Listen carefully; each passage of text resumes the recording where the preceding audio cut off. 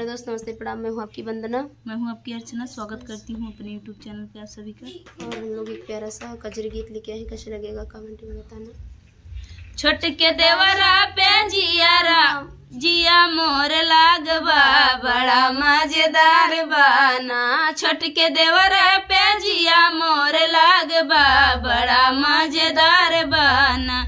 देवरु गईले बाजार लाए टिकवा दुई चार, देवरु गईले बाजार लाए टिकवा दुई चार। टिकवा पहिरा भाभी टिकवा झकास बा, बड़ा मजेदार बाना। टिकवा पहिरा भाभी टिकवा झकास बा, बड़ा मजेदार बाना। छोट के देवरा पे जिया मोर लागबा, बड़ा मजेदार बाना। छोट के देवरा पे जिया मोर लागबा, बड़ा मजेदार बाना।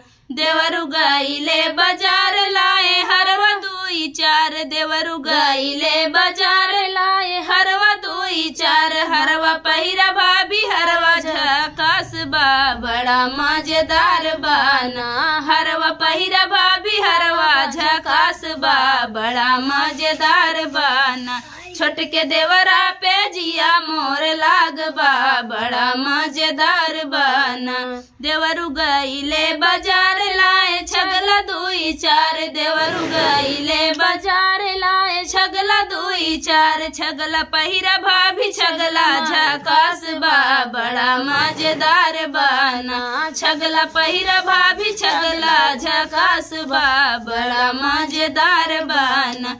छोट के देवरा पे जिया मोर लागबा, बड़ा मजेदार बाना। छोट के देवरा पे जिया मोर लागबा, बड़ा मजेदार बाना।